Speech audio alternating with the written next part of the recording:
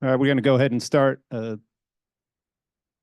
do introductions in a minute, but I'm John Carrington, Director of Public Works for the town and also town engineer. And we have some people online that are also watching this. And I'm sorry, I didn't realize I picked the nicest day of March so far for this meeting. So I was hoping it'd be a cloudy day and everybody would come out, but I'm glad those who did come out came out. This is the Maple Road reconstruction and the complete streets, which means we're putting in a shared pathway for all users so people can feel safe on our roads.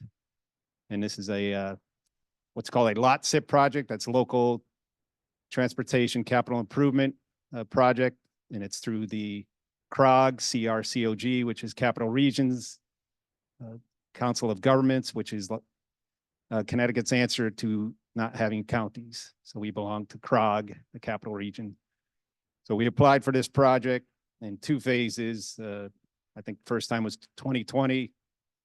And then we followed it up with the second half, and it had to go through CROG, an approval process. The state had to get involved and approve it.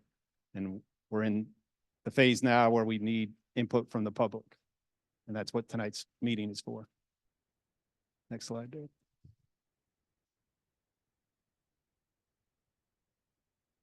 So as I said, do I have to read this? So in accordance with Public Act 22-3, this meeting will be held hybrid. This meeting may be viewed live using the following link: mansfield.zoom.us J89797161277, passcode 207183. Everybody get that? Right. And now for an introduction. So besides myself, we have Derek DeLay, Assistant Director of Public Works, Assistant Town Engineer, not present. Other engineer who worked hard on this too is Timothy Viette from our office. And from Wesson and Sampson, we have Michael Joyce. And I'm going to get Weegee, right? Weegee Wang, Engineer 1, also from. So we hired them to help design the project.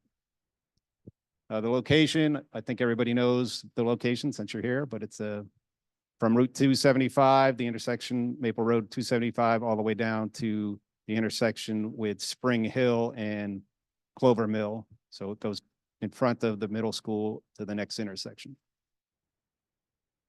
And I was going to hand it over to Derek now. You want me to keep going?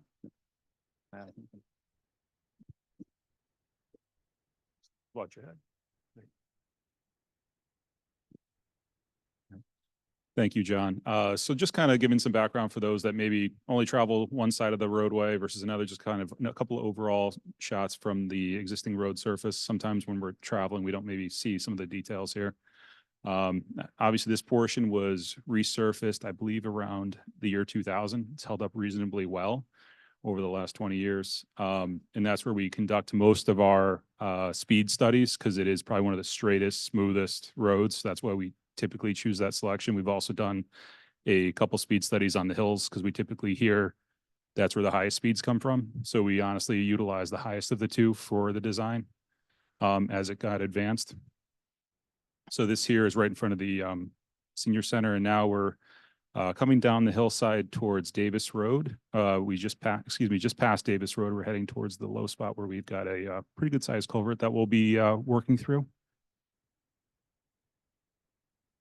Now we're in what we call the flats. So we're approaching Spring Hill Road. As you can see, there's some pretty large cracks that are in the roadway. You're seeing a lot of settlement. Definitely seeing a lot of cracking in the roadway. It's definitely suffering from some sub-base failure. As part of the application process, we had to submit information to CROG, which they hired a firm to confirm what the distresses or what the failures are, to make sure that we're not just saying, hey, give us some more money to pave a road that needs more than just a top dressing.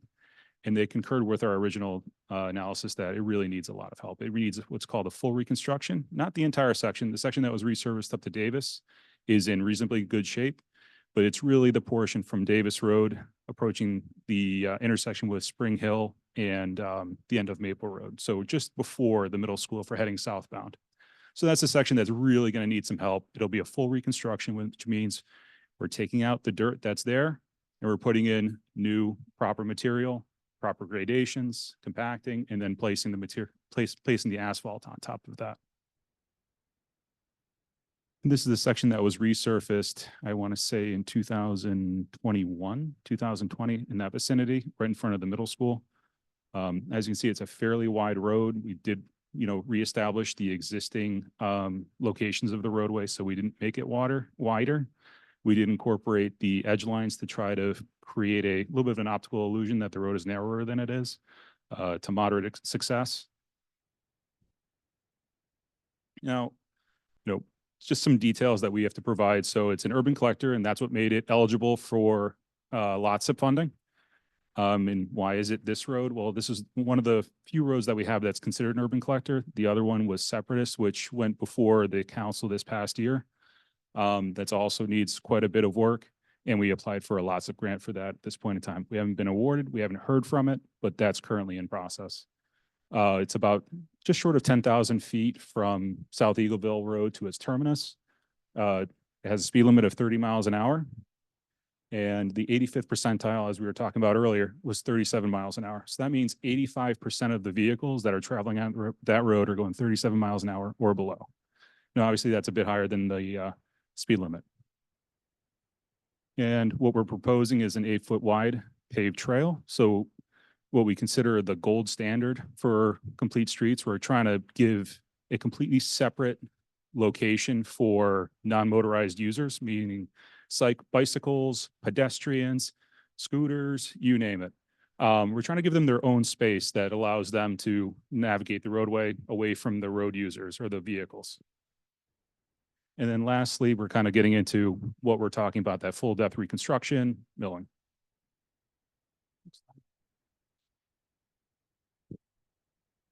If you don't mind, but if it's something, let's hold them to the end just so we can get through this portion. So again, Mansfield Tomorrow Plan, it was adopted in 2014, 15, before COVID. How about we say that? And goal 9.1 was the principal ones that kind of guides these. So we had a series of priority projects that were identified. This one went before the Planning and Zoning Commission in 2017 to be included in those prioritization projects. And it really was based on the fact that we've got, the middle school, we have municipal facilities in that area. We've got a strong demand and interest in cycling, and also the connection to the existing multi-use trail that's on Route 275. We do have some compact residential, which would be, Warren Circle would be the nursing facility, and also the Housing Authority property, as well as the Eagleville Green that will be coming online here shortly. So again, why? It's a PCI of 61 out of 100, which means it really needs some help. It's a index that's utilized by all DPWs, state highway departments, federal highway departments. So it's 61 out of 100, not a great grade if you're talking about grades at school. Again, we really suffers from poor rideability, meaning it's just bouncy. You're all over the place. It's not a pleasant ride experience. And obviously we're talking about the failed subgrade. And most importantly, it does have a substandard roadway geometry. Some of the commentary we were hearing as we were discussing this is it's tough to see. I can't get enough sight distance to see around that curve. And that's kind of as a result of the substandard geometry. Again, it was probably constructed in the late 1700s. Like most of our roadways, they were adopted from the king or the queen at that time to the United States. So we definitely suffer from some substandard geometry. So again, one of the things like we were talking about, we really want to see some traffic calming in any project that we do. It's about 1,500 vehicles per day today. It has been as high as 2,200, really just depends. And that was probably about 2008 when that study was done. The most recent one was about 1,400 vehicles per day. And the crash history, now it's had crashes from 2019 through 2023 of about 12 crashes, several of them serious. One that fell outside of our 5-year look back, which is pretty standard, was a bicycle accident with a student that was coming back from E.O. Smith to go home. And it was just, so there was some debris in the roadway and navigated out into the road and was hit, unfortunately. So we definitely have some history of off-the-road accidents at this location. We have a little bit of detail on the next slide.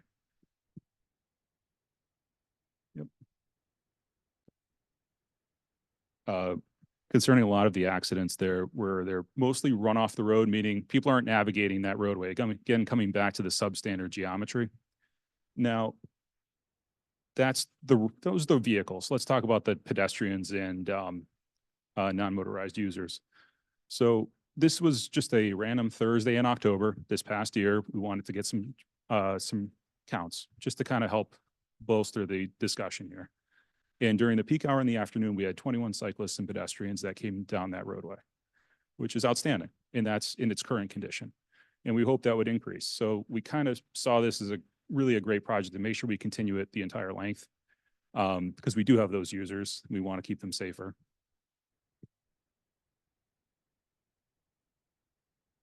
And just a bigger picture. So at the bottom of the slide here, that's the Mansfield Middle School. And we're trying to make a connection again up to the Four Corners, which is Route 44 and 320. So it really makes that nice connection from the south as we approach the southern end of town to the northern part of town. Yep. So how is this getting paid? Probably the most important question we're going to discuss tonight. So Lot SIP is 100% funded for the construction portion, but the town is responsible for payment for the design. We do a lot of the work in-house. We were short-staffed last year, so we did have some staff savings that we have utilized to bring on Weston and Sampson to help advance the design. And we're estimating at this point in time a construction cost of about $5.9 million, which is what is currently funded.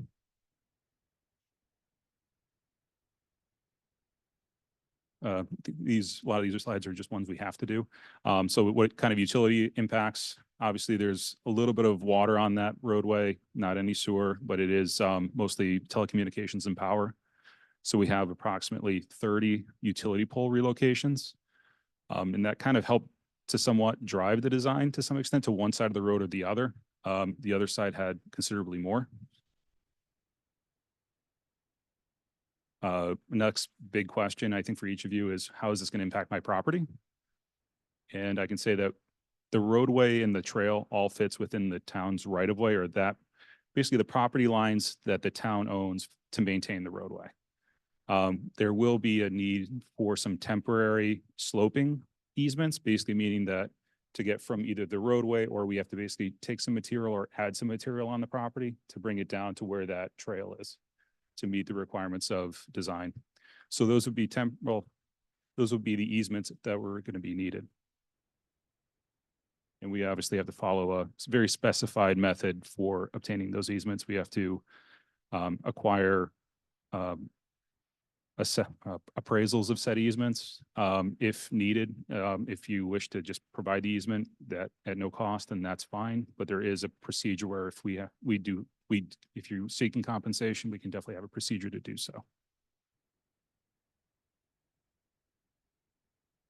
So I'm going to turn it over to Mike to really get into some of the nuts and bolts of the design.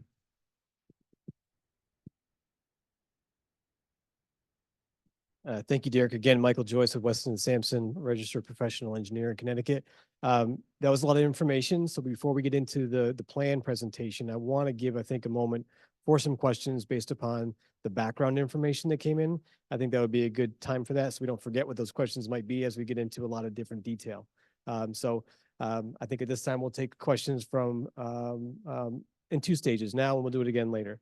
And if I can ask, when you do have a question, raise your hand, identify yourself and your address so we can get some context for where it is, because we're going to record that, make sure we incorporate it into the minutes of our meeting. I'm going to start with a woman who has her hand up in the in-person session. And if you could come up, yeah. Shall we?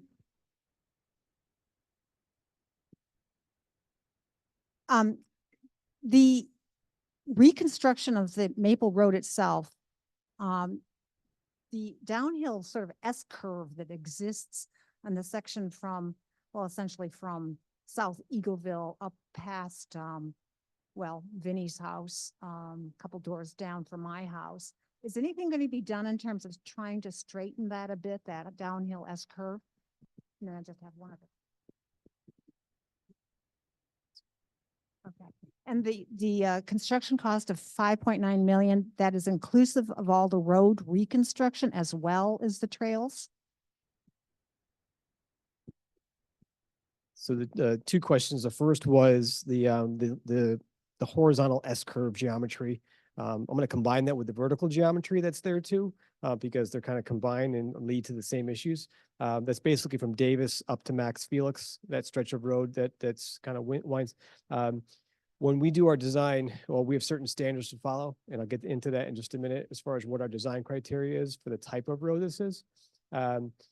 Derek mentioned a 85th percentile speed. That is usually the basis for our design criteria. Typically, before we get into some things called context sensitive design, when we look at the corridor we're in, we would typically round that number up for our design speed. So we would go from 37 up to 40. So we would capture more of those traveling vehicles. We're not making that recommendation here. This road needs to be kind of tailored back the other way. So we're bringing that design speed down below that, so we don't encourage speeds that are higher than they are today. So that's kind of part of what this project is, in some manner, is kind of a road diet, to kind of shrink the road a little bit, to feel a little bit more restrictive, but fix the horizontal geometry so that it's safe, because we have to make sure it's still a safe passageway, which means improving the dip curves, improving the horizontal curves, and then also kind of tipping the road back and forth a little bit with what's called super elevation, to make sure that that off-road sliding that happens on some of that is not encouraged anymore. And then we're also gonna stripe this with a 10-foot lane, which is narrower than your typical lanes you have there. And that has been demonstrated to have a traffic calming effect, where if you feel a little bit more restrictive, you don't feel so much. The other thing we're talking about doing too is adding centerline rumble strips, so that the car coming through the corridor is encouraged to stay off of that lane. It slows them down a little bit. There are opportunities for other measures in here, including some things like mid-block crossings from the trail onto different neighborhoods, whether it's from near Davis to the trail or different locations, with the use of rectangular rapid flashing beacons. I think you've seen these, where you have a button that has a flashing button if someone wants to cross. Those aren't in the plan yet, but that's something that's an option as far as this effort. I also, before I entertain maybe another question, I also like to say that we are in a preliminary design phase at this stage right now. A lot of times these meetings come as a matter of right, and we just come in and tell you what we're going to do and we walk away. This is not. We treat this as an invitation. This is an invitation. We want to hear from you, because it's going to inform our design better. We're here 3 times a year. You're here every day. You're here at night. You're here when it's wet, when it's dry, when it's snowy. And we want to hear from you on where you see the issues, so we can inform our design better, because when we're gone and they've built it, you're living with it. So we want to make sure that you consider this an invitation to the table of design for that. Was there any questions online at this time?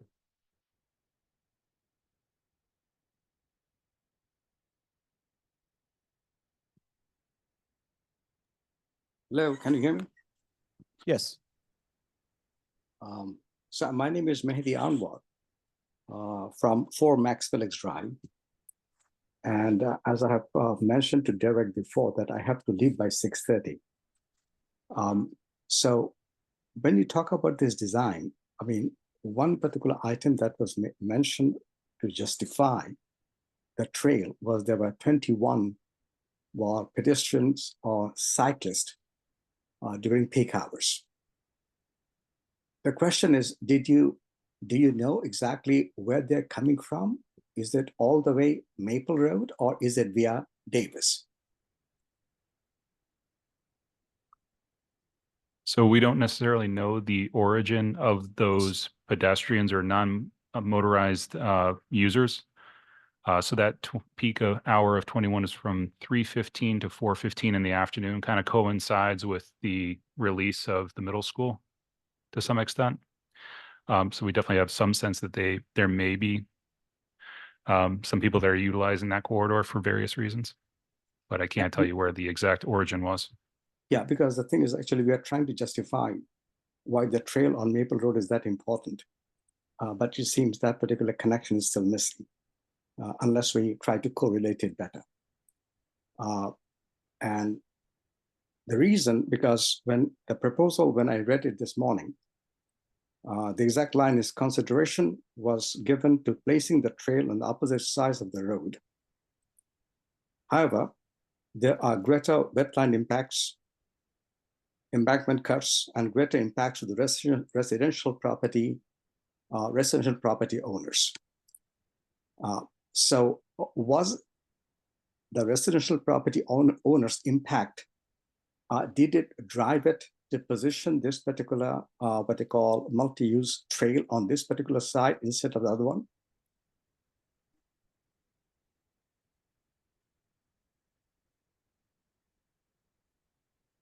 When we analyzed the corridor to get the alignment and design you see now, we looked at several factors. There were utility impacts, there were residential property impacts, there's a lot of topographic elevation change impacts to where things may be. There's also the wetland impacts as part of that. We also looked at the location of the road today in the right-of-way that the town owns, and it meanders. If you build a brand new subdivision road, they typically lay out the center of that road right smack in the middle of the new ownership right-of-way. This road meanders in and out of its existing right-of-way. In some areas, gets close to one property to the other. So reconstructing it in place really wasn't an option for us to look at. We had to look at shifting different areas. Also changing the elevation of the road a little bit in certain areas so that when you build the trail, you're tying into the grade. Because if we kept it low and we widened it, build the trail on one side, we would have more excavation and more impacts to private property owners. And I can answer that further when I start going into the next part of the presentation, and I'll start doing that now so you can hear that before 6:30 if you don't mind. Okay, because I have other questions that I think I can ask later, because I think there will be time, if I'm not mistaken. Yes. Because the thing is, in the proposal actually totally doesn't mention already the existing Davis and what they call Spring Hill connection that connects either ends of Maple Road that's in question. Because if there's already a pathway for the bikers and the pedestrians, the question is then, why are we spending state funding to build something that is a redundant issue?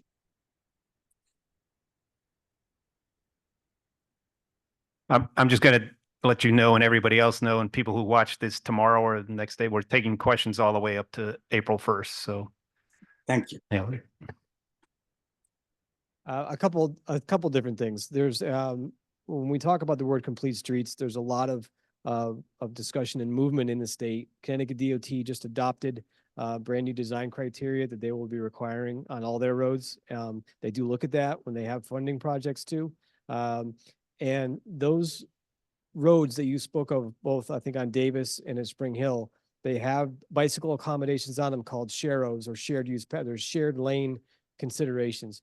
Those aren't really supported anymore in the complete streets world.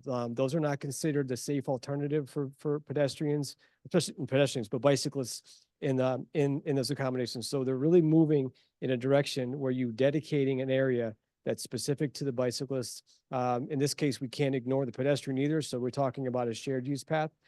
So this makes a connection that establishes the new standard within these areas that does have what we'll call connectivity and service to other facilities that exist that hopefully, as I heard before the meeting, a desire to improve in the future, whether it's down Spring Hill toward Eastern or if it's going to back across in other projects the town is supporting on Separatist. And in a moment, I'll show you the other connection we're making to that with the town is doing to this project and the South Eagleville Road project. But I do want to talk about one element of this that I think is important and why you're here tonight and your inputs here tonight. And we can go to this is our first plan sheet, just for orientation purposes. North kind of starts pointing to the left and then turns to kind of point upward as Maple Road turns and continues south. The colors on the screen, the gray represents the reconstructed roadway. The tan color represents the bike or shared use path along the side. This alignment assumes off in this preliminary stage that we're following in a uniform offset where we're using 5-foot separation between the paved structure of the road and the shared use path. That is the recommended safety distance when you're providing a two-directional path, because you got someone else coming against traffic against the lane. So you've got a user who's coming plan-wise from right to left on this sheet on a bike against a vehicle going left to right. So you're coming toward oncoming traffic. So we have to provide that 5 feet wherever we can to keep them separated from the other vehicle. That's just part of the safety of a shared use path on one side of the street. So, and again, and on the bottom of here, you'll see a cross section which kind of shows in certain areas, and we'll show you in a different location where we are proposing a trail on both sides because of some requirements that the LOTSIP program may have us do. Standard road section that provides the separation, very similar to the sidewalk. It's going to be bituminous surface. It's not going to be concrete. So that's the proposal for that.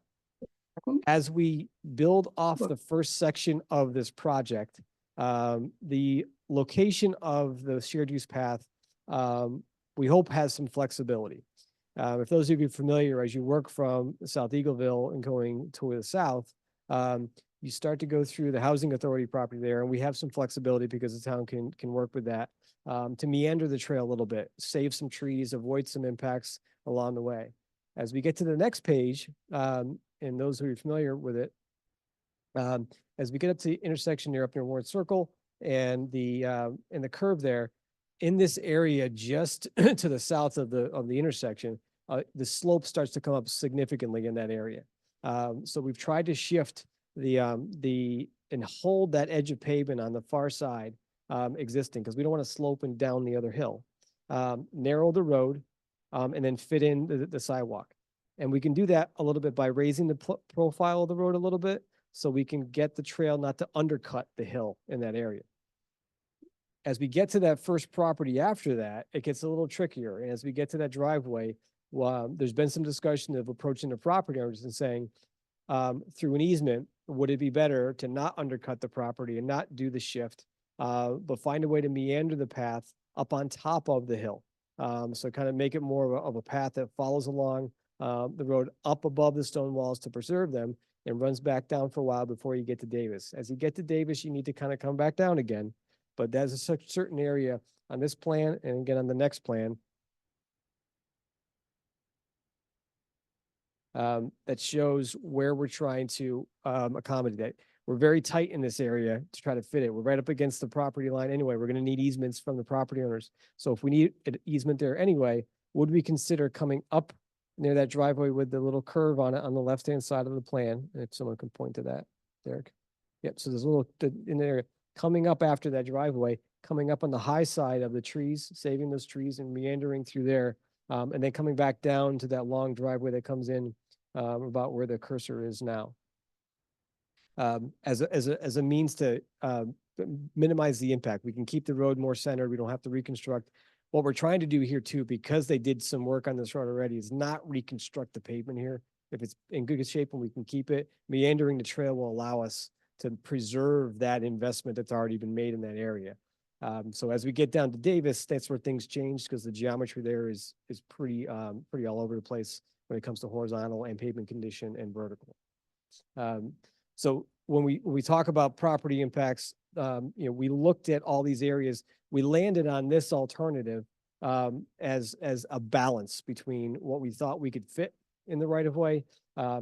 The far side of the road, we also have utility poles in this location. We've got stone walls that we need to deal with as well. It's not an easy project. I'm not going to sugarcoat this.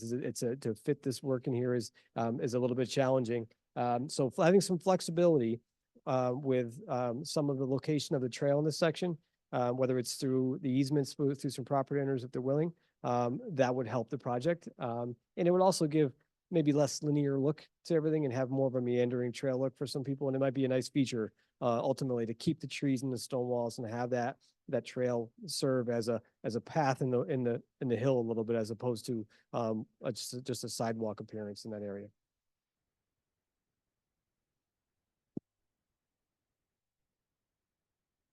Get a Google Street View. Yep. Yep. Are you down at Davis in that picture?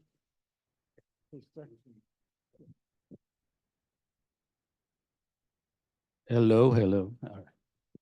So looking at that, that's great, but when you're saying you're gonna kind of go up, well, all right, you. Let's see, where the hell are we? Okay. Well, I wanted to, okay, well, all right, right there, let's say right there. So when you said it would kind of go up if you could get the easements, is that how you, okay. So it would kind of be more, leave the stone walls and go behind them. And that would continue how far? Well, let's go up to Davis here. All right, and then, so, yeah, even further now, because like, once you get, you got a lot of, it kind of goes steep, just right across from Davis and, so again, you're talking about going up and around, you can't really see the stone wall that well, but yeah. What I'll, I guess you could say it too, is it? How far will that continue? Because I live on 154 Maple, which is right across from Davis. No, Maxfield. Mexico. Yep. And, people. Thanks, John. So,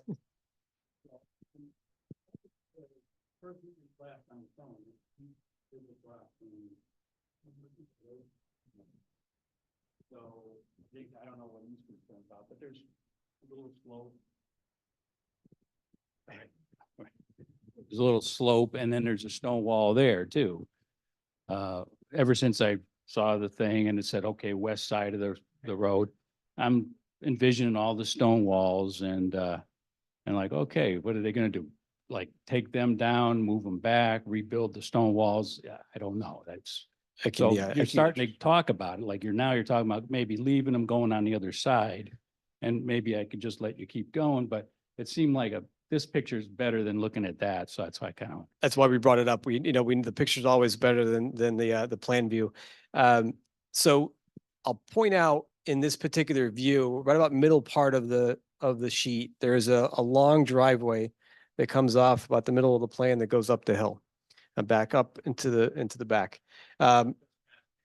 Just to the north of Davis. Yep. Just as you're going towards South Eagleville. And Derek, if you could point to that driveway. Davis is on the right-hand side of the sheet here. If you look at the driveway that's in the picture on the screen, that driveway there, we would want to come back down to the road edge near that driveway. And the reason for that is that if we come down to the next plan sheet, and then also if you continue on Maple, here's where we get into the S curve, and we have to fix. What you'll notice here is the existing road, it's hard to tell, but that edge of road in that area, in that stone wall, it's very close to that side of the right of way. We don't have a lot of land of the town road between the edge of road and that property line. But we do have land on the other way, and it's a fairly flat topography. After you come out of Davis and take a left, there's a flat area that between that stone wall, it's quite wide. We're going to be sliding the road over there in that area there, so we don't have to undercut the stone wall across from Davis for two reasons. Is that by pulling it away, that tight corner is a very blind corner. So if somebody's coming around the corner, they can't really see anybody because of that embankment. By pulling that away, now we have a shelf for the trail and we have the road moved over. So the sight line coming around the corner is going to be significantly improved. We then follow that right of way down the hill. So if we're looking at that image on the screen right now, that I just want to tell the people that are following on Zoom, you can't see one of the Okay. screens because we don't have the technology to show two screens at once, but And we we're can- showing a Google Street View. So if you could, on your computer, if you could open up Google and find Street View, you might kind of follow along as we move down the road. And if we get into, after we can switch screens, I think at the end, right, we can go back to the Google Street View if we wanted Yes. to revisit this. So what we'll do is we can do that when we get to that point. But this area here, which has that significant horizontal and vertical curvature that's changing quite a bit, we're smoothing that out quite a bit. So you're not going to see that wiggle like you see there in the image that's on the plan or on this plan. That curve that's in there is designed to be flatter and smoother than what's out there today. And we're shifting away from the stone wall on that side of the road where there is a flat shelf for us to build the road and the trail in the right of way without undercutting that embankment all the way up the hill. So it's a combination of shifting the road over away from it, bringing up the elevation a touch, so we have the ability to tie in. And again, we can, if there's more conversation, I do have other documents that we can go through after the meeting that I can easily show you if that's not quite clear enough. We have cross sections in our set of drawings too that kind of shows what we're doing both with the elevation of the road and the horizontal location of that new section. So we're not reconstructing that wall on that whole side. That the topic of coming up high is basically going to be from those earlier intersections near the housing authority all the way to Davis. And then we're back following the road pretty much all the way down till the end. Excuse me. My apologies for interrupting. We have to go, but the thing is, you have not come close to Monticello or what you call Max Felix yet. So would it be possible for the town to actually have another meeting of this particular nature so we actually can attend in person? Because this is Ramadan and we have to break our fast at 7. And that's why the time is actually an issue for us. We can have another meeting, or you can come by the office anytime and we can go through it with you, and we can get the consultants online with us if necessary. Okay, that will be fine. But my understanding is, I think this particular meeting is rather important because there are other people who are interested or impacted also there, and it's better that they listen to us as well. Because I did measure today what you call from the catch basin to where your trail is, what you call near the catch basin, nearest to the intersection of Maple and Max Felix. It's about 12 feet, which is 12 feet is what you call where the stone wall is, and that is smack at the center of your what you call multi-use trail. So there's another 12 feet that actually comes in, and that actually puts our what you call a 500-gallon propane tank within 10 what you call feet of this particular road that you're actually trail that you're proposing. And that is something that I would like to avoid. So first of all, I still don't understand why the walkway or the multi-use trail is so important, because I have told Derek in the past that I actually walk a lot and I drive, and I seldom see people actually walking the existing walkways, multi-use trails. So the question then is, why am I putting money in an initiative that is actually not being properly utilized in town of Stores or Mansfield yet? That's the question that I think the town needs to respond to and answer, given that how well utilized the existing multi-use trails are. Because most of the time I see people walking on the road, and cyclists are also on the road. So if the whole issue was to divert that particular population, then I think that issue has failed.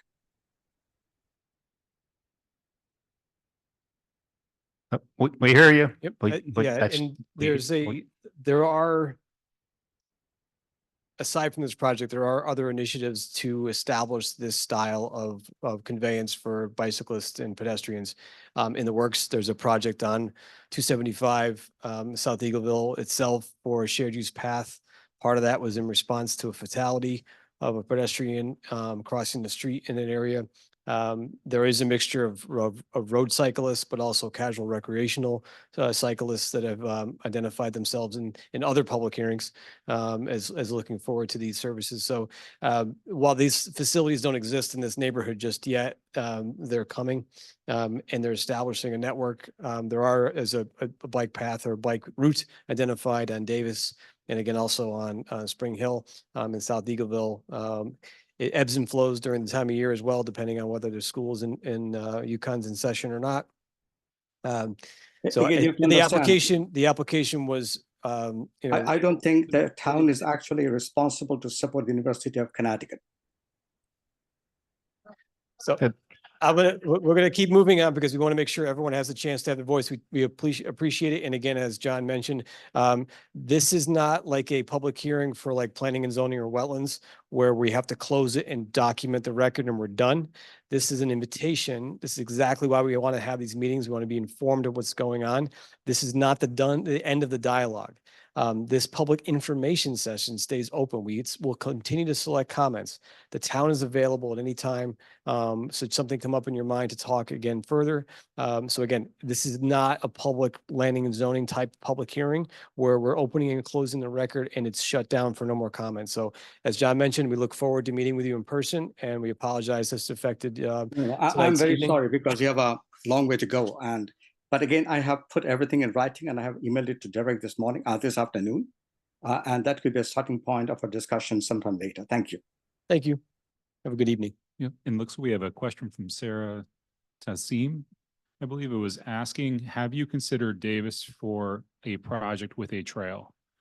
So that is one of the questions that rose from a public comment during the South Eagleville pedestrian project. So Davis Road currently sees under 400 vehicles per day, and that typically is a pretty good threshold for already being a quote unquote complete street. Very low volume. There are some speeds. We did install a feedback sign. We have seen a reduction in those speeds with some success.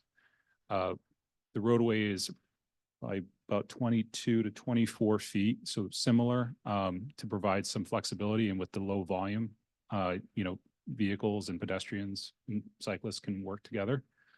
And it also, Davis is not an urban collector, and this is a full reconstruction and multi-use trail, and that's why it's on Maple Road as well, is it does meet the grant criteria.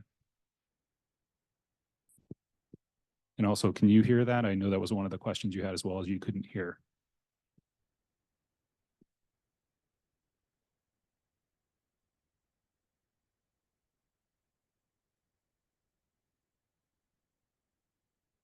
Can we go Yes, back? I was able to hear that. Yeah, I was not able to hear when you had a discussion with someone in person in the meeting.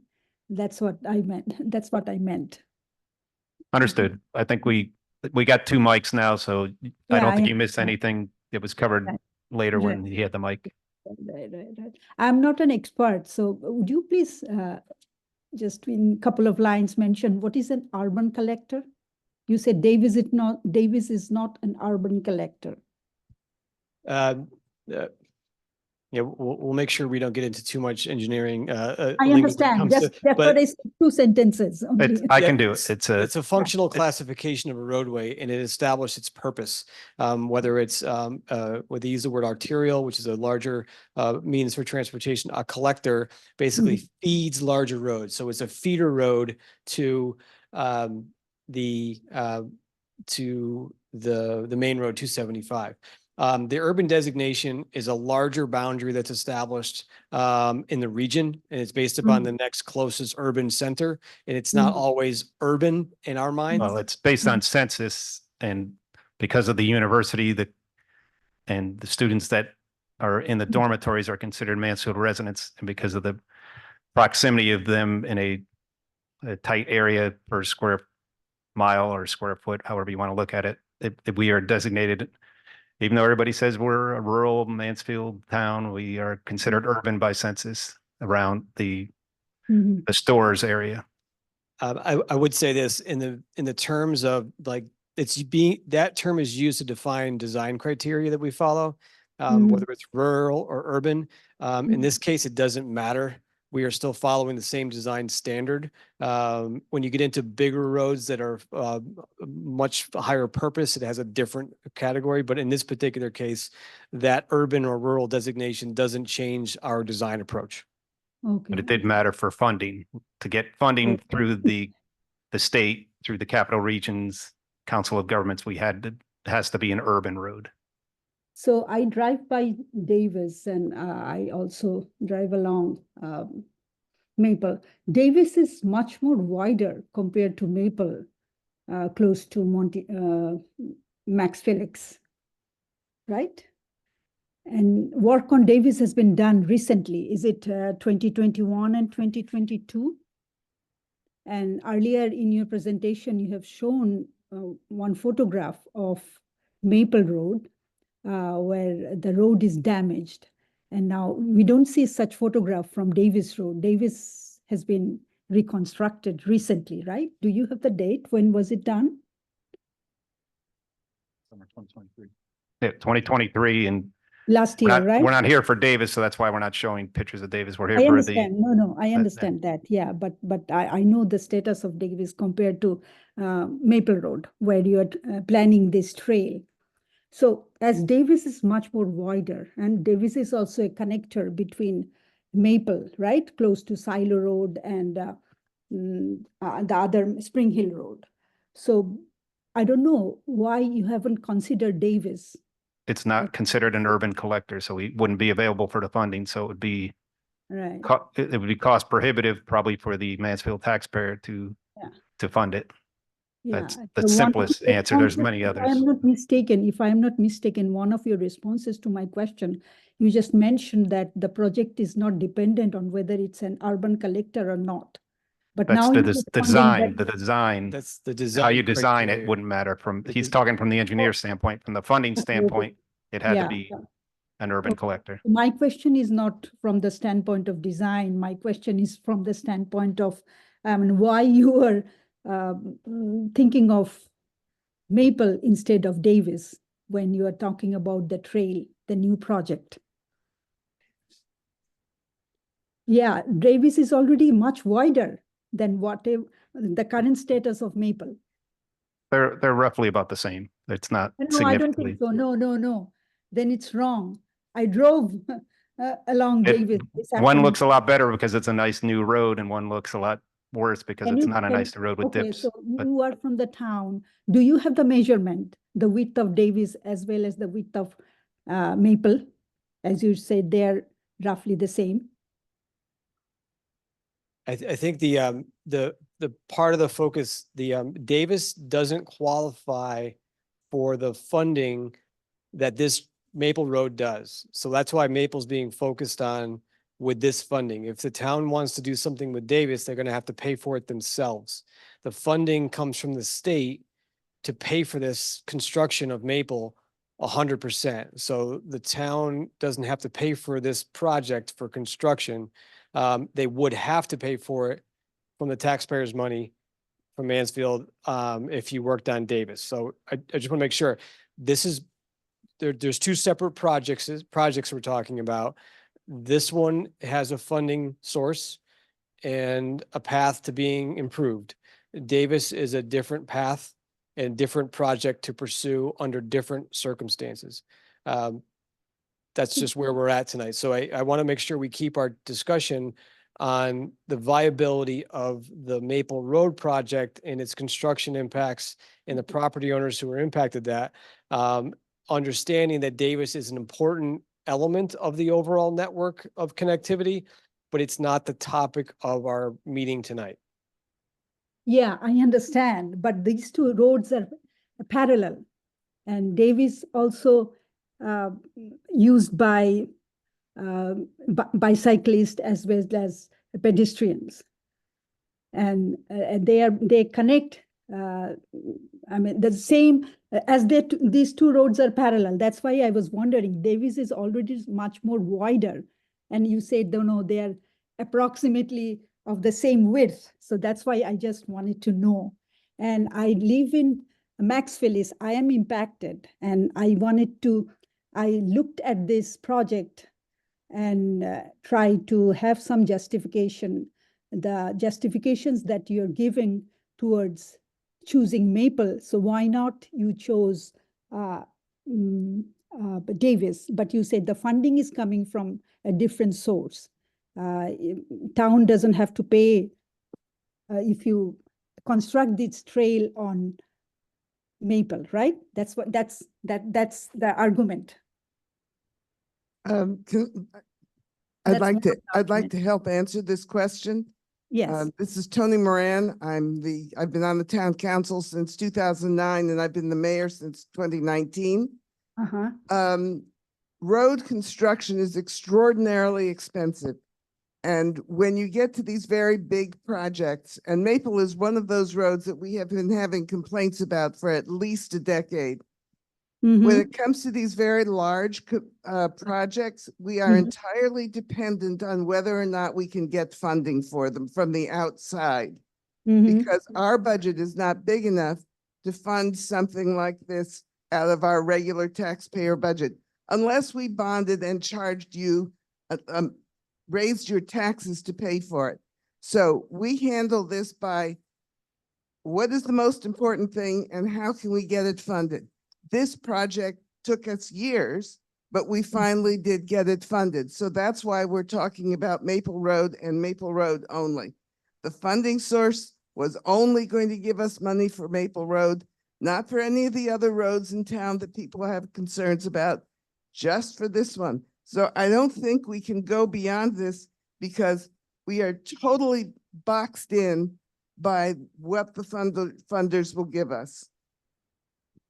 Okay, I got your point. As I have to go now because I have to break my fast. Okay, so we can continue with this discussion later. Okay, so I have my point. So we'll do that. Thank you so much. Thank you. Thank all you. for your answers. Okay.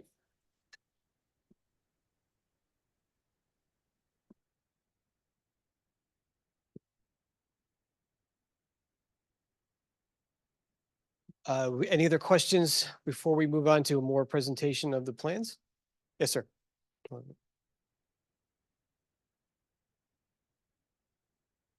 Good evening. Alec Cozen, Spring Hill, down by Clover Mill. Been here 30 years. In the past 5 to 10 years, that country area has been turning into an industrial park, if you will. The roads are getting wider, the cars are going faster, the trucks are getting bigger. I don't know how this is gonna slow things down. You're saying that the road is deteriorating and they're already driving 37. You're gonna design it for 40. So they're gonna be doing in the 50s like they are on Clover Mill. I've been passed on Clover Mill. I worked from home for 3 years. The intersections, people slow down, they don't stop. School buses, town trucks, mom and dad's dropping the kids off at the middle school. Is there anything going to be done about the speed for this? So yeah, let me clarify what I said earlier is that we've measured the 85th percentile speed at 37. And typically in the past, we would design to 40. I said, we're not doing that. We're designing below that to like 30. So we're designing the road to be more restrictive to speed. We're using 10-foot striped lanes in a narrower road section. And that narrower road section encourages slower speeds. It's been documented through studies that narrower lanes and narrower shoulders actually creates a visual restriction that people will drive slower. They're not encouraged to go the 50s anymore. So if we follow the old standards, we would be designing it like you just mentioned, but we're not doing that. We're doing what we called a road diet. We're actually shrinking the road to make space for a separate safe path for shared use facilities, bikes and peds in those areas. So that's, I want to make sure that's what I said earlier to make sure it was clear. And if I wasn't clear enough, I wanted to reiterate that. Okay, a couple things. Again, I live on the other end. Yep. By middle school. Walkers, there's a couple of us. Honestly, that's all you see. I see one person in the morning and my wife and maybe a couple other people throughout the day. It just seems a little over the top to bring that path all the way up through and then stop at Clover Mill and cross over and go back. It's like a path to nowhere. I'm just kind of trying to figure out that part of it. But I hear you. We can only build so much at a time. You know, we'd like to continue in a direction after this one gets constructed. I would also say, based on your comments earlier, people are going faster and crazier. That's probably why people aren't walking on the road. We're going to give them a safe place to walk now and to ride their bikes. So if you've seen changes in 30 years, we're trying to address those changes because you're right, everywhere, not just in Mansfield. People driving is just distracted. You hear about somebody getting killed probably in the state once a day, somewhere, a pedestrian or a bike. So we're trying to give everybody a safe place to go because I think there will be a lot more use when we build it. I don't want to say the Field of Dreams, build it and they will come, but I think that will happen. I'm not against having a nice road.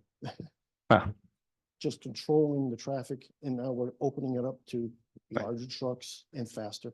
I don't know if any of you live on these roads. At night, people fly up and down those roads. I don't mean just 30, 40 miles an hour. People fly up and down those roads. In the summer, you sleep with your windows open, you can hear them going through the gears, going all the way past the middle school. Yeah, 60s, seriously. Now we've had, not on this road, but I know, Derek, we've registered people on Chafeeville with our feedback signs. You know, the speeds were unbelievable. So, you know, it's ones and twos, but you know, they're up in that speed. You're talking about 60, 70. Oh, yeah, It's- they like that little speed limit sign in front of the school. It's Yeah. a chore to see how far, how Yeah. fast they can go.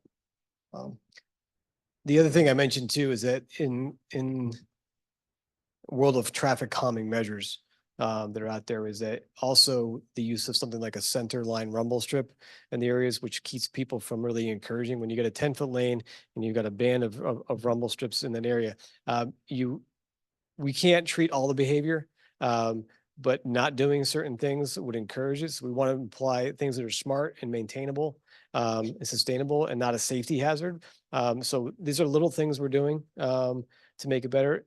You'll also notice that when you have a vehicle that's going 60, you're not going to stop that vehicle from going 60 again. They're going to do that. They're going to do those things in the area. We're not going to stop sign. You can't put stop signs everywhere because those actually are known to create more accidents if they're not warranted and not in the right place at the right time. What also want to be able to do is that if you've got a vehicle that's going 60 on a substandard geometry, that the road is too curvy or too vertically challenging. They're not going to stay in their lane. They're going to cross the center line. They're going to cross and hit objects off the road. So we want to make sure that those fast drivers are not causing problems for the good drivers because the road construction is going to suit a better, safer speed for all users, not just the slower speed drivers. We want to make sure that the slower speed drivers are protected geometrically by a better surface to drive on that's more accommodating for that, not encouraging higher speed, but more accommodating for safer movement of travel through the corridor. A couple of times before the meeting, someone said that they walk their dog along the edge of the road. They try to get the mail at the mailbox and they're scared about doing that because the speeds are so high. We want to be able to control that. And part of doing that is by pinching it down a little bit to the place. We don't want to go too narrow because then it becomes too narrow. But then we want to make sure that 10 has been established as a good controlling width for a lane. It's just a little bit bigger than your window to window or your mirror to mirror dimension, on a bus that would come through there. So we're pinching it down. You'll feel the difference. And as far as the comfortability, I'm not going to feel comfortable going 60. That person may be going 50 now. Yeah, well, the college kids with their Audis and BMWs don't think that way, but has anybody looked into speed bumps like Depot Road and Coneville Road?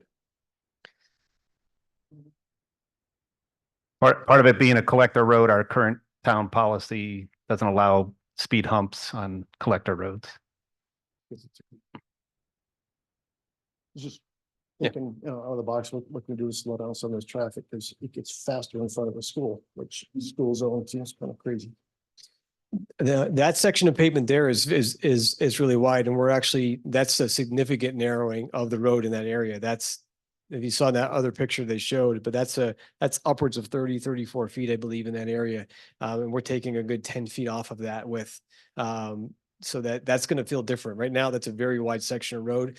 And I can imagine coming out of that intersection at Spring Hill, it looks like a launching pad to come north back to it. And then people have said, this is great, nice and wide. I'm going to take off from here. And then you get into the situation at Spring Hill where it turns. And there was an accident when we were out there. It had just happened before we were out there this last fall, where a car had gone straight through the intersection, following the direction of Spring Hill into the ditch, and luckily hit a stone that diverted it away from the tree. We're fixing that geometry so that when the cars come up there stopping and they're pointing at Maple and not pointing at the diamond and the triangle off to the side. So, those are the little things that we're doing along the way to get to point the errant driver in the right way. The detailed list of accidents are a lot of off-road sliding, out of control type because of the higher speeds. So the higher speeds are one thing, but keeping them in their lane is another criteria that we're doing, both with the vertical and horizontal geometry improvements for this. We can't solve every driver's situation. It's just not possible. I live in a street in Weathersfield, and I'm waving people down to slow down every day, as part of that. And there's methods to do that, but most people do okay. There are the bad drivers that are out there. We can't design the roads for them because we would be building highways through Maple Road if we wanted to design for 60 miles per hour. So we have to kind of control them the best we can. And that tighter restriction has been demonstrated to effectively slow vehicles down. I hope you're right. That's why we do, it's why we do our studies, to demonstrate that. Yep. Thank you very much. Anybody else?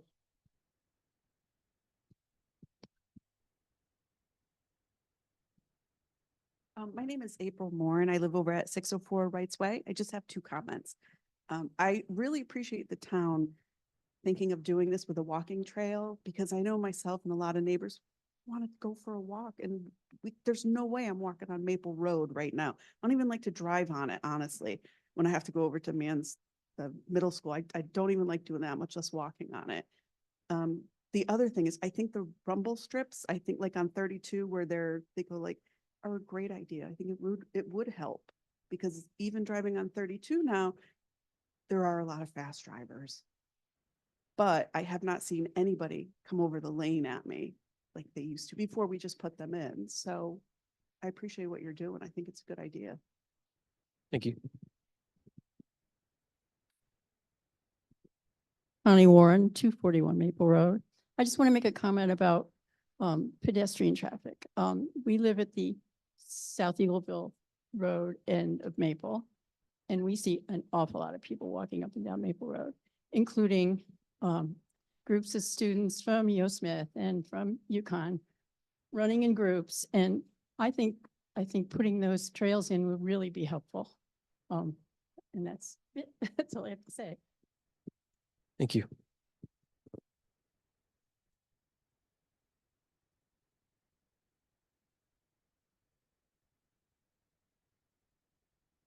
A lot of really good input so far. We'll continue to take questions. I feel obligated to tell you about the whole length of the project, just so we can say we did that to you.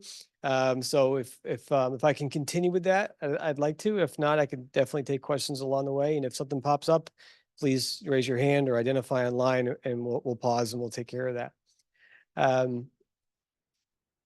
John, I think we left off on coming past Davis. Derek mentioned at the bottom of Maple after Davis, before you get to Max Felix, you have that low point where the dam is and the culvert comes across. In that area there, we need to, that is a very substandard vertical curve in the area. We have to fix that. As part of that, we're going to look hydraulically at that pipe to make sure that pipe can handle the water that comes through there so we don't have any future flooding. That's basically right at that line on the right side of the plan. In that location. Difficult to see on the plan view, but if the difference between the existing geometry and the proposed geometry is much better, especially for that visibility, to be able to see an object in the road. We're not just talking about seeing another vehicle. We're talking about somebody who may have been walked out, someone coming out of their driveway, going to their mailbox, those kind of things, being able to see that object in the road. This geometry is going to be a significant visual improvement for that safety. So if you see a faster car coming back down the road, you're going to see them coming at you sooner than you would have on the current condition. You can go to the next plan. I'm going to back up for just a minute here, and it's a graphic we have in the documents. Not going to go through. This is the profile of the road. It's exaggerated in the vertical scale, so it looks steeper than it actually is. But these roads are steep in some areas. The green area there indicates where we're going to be raising the grade above the level of the existing road. So that's the fill that we call. If you see brown on these documents, that's where we're going to cut or excavate. For the most part, we're trying to match the grade exactly where we can. If we can't, we're filling. We're trying not to undercut and excavate through here if we don't need to, because that doesn't really help a lot of the side slopes. As we get from Lodi in that area through there, on the left-hand side, you've got a lot of stone walls and sloping driveways that come back up the hill. We don't want to get into impacting those. That's you've got a steep driveway. Once we undercut it, we'll chase it forever up the hill.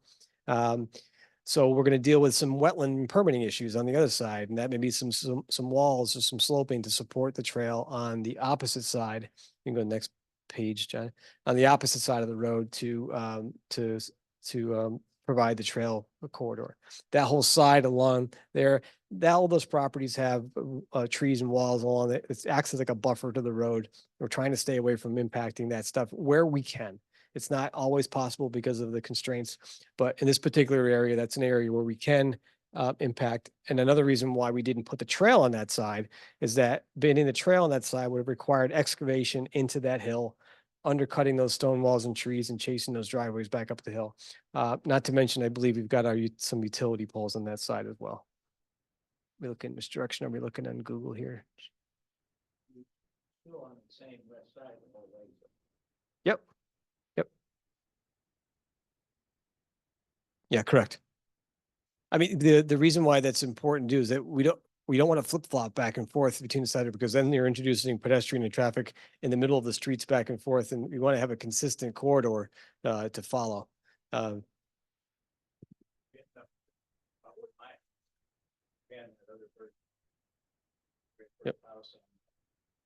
I feel it's he's concerned about his that the stone walls, and then if you go on the other side, it's got some water tank or something. Yeah. And I think his input tonight and your input tonight is that we're going to look at that. We're like, it's like I said, this is not a project final design meeting. This is a preliminary design public information meeting to find out the issues, find out the concerns, and then go back and revisit that in our design. And if we can make an improvement there, we'll pursue that improvement. If we can't, and there's 75 reasons why we can't do it, then we'll document that as well. But again, this is exactly why we're here. We're here to listen to what those concerns are. And if there's something that we need to take a look at, we'll look at it. Yeah. Well, don't get me wrong. Yeah. I want to see this. I actually want to see a safe place to walk. Yep. I'm walking everyone can, but it certainly would be better not to be on the road. And depending on the time of year, whatever, you either got schools, stuff, teachers coming back and forth, or college students or whatever, in the summer, usually it's no problem. It's just the same. The bicycle or whoever, it's gotta be better. I don't like bicycles mixed with pedestrian. Make sure that microphone with them. Yeah, it's okay. I mean, it's just, I'll reflect the comments the gentleman made are really consistent with what he said before. So again, we're going to look at those balancing acts when it comes to where we are. We looked at them. If there's a couple areas, it's 2 miles worth of road, just about from the end to end. There could be some other areas that we can look at a little more closely if we need to. As we continue, John, on the plan to the next couple pages here, we kind of get ourselves to Max Felix on the corner here. And we are have an opportunity here to look at the horizontal curvature in this section to see if we can pull it away the other way, a little further away from the Max Felix side. If you look at this see the curve that we have here in this here, we can pull that way so that more toward your side of the road here. Right now, I believe we're matching the existing edge of pavement over there.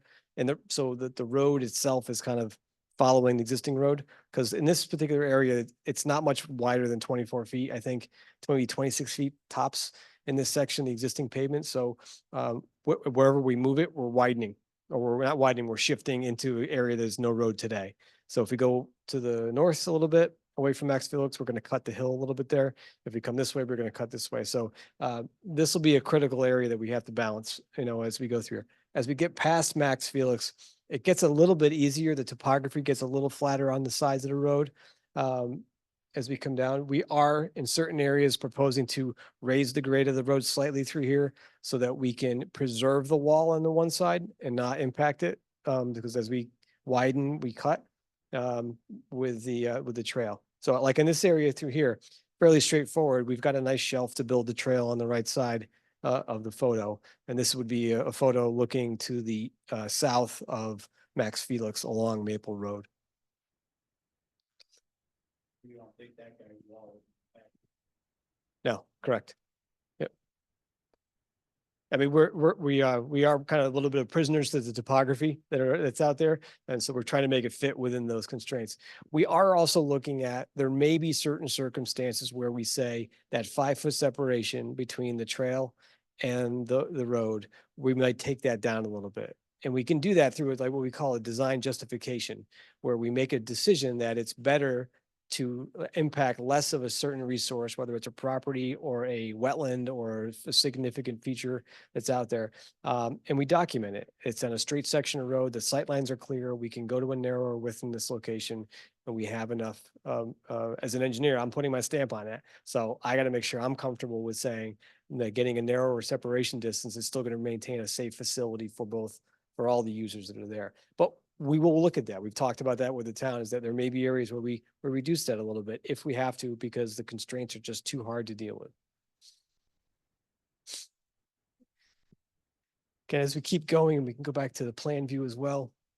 There's an area as we continue to the south and east. We go past Fieldstone. Again, this area is fairly straightforward. As we come down the hill, there's an interesting wiggle when we get to start approaching, the area that you're coming up on now. No, I think you're not quite, you're one sheet too far in the plans, I think. Yeah, right there. Go one more sheet to the plans, to the right. Yeah, that's the one there. And it's between that sheet and the next where there's a driveway. So this driveway on the left here, we noticed during our field walk that when you stand there and pull out of it, it's very difficult to look left and see cars coming. There's a little bit of a wiggle in the road there that kind of prevents sight line from that side. We've kind of straightened that out a little bit with our design. Tricky part here is in this area across the street, the property has some very nice stone walls and very nice trees along the property, but they're well within the town's ownership right of way. So they're in the area that the town has the right to occupy with improvements. But they're a very nice features. So we want to be able to work with a property owner in this location. And the address to this one is, what is this, 74 Maple? That's the area we want to work with the property owner to see what we can do best. We may look at shifting a little bit here and there. But those encroachments, the trees and the wall, are well within the town's right of way. Yes. I don't know the history of the walls. I think they're old, that they dressed up a little, but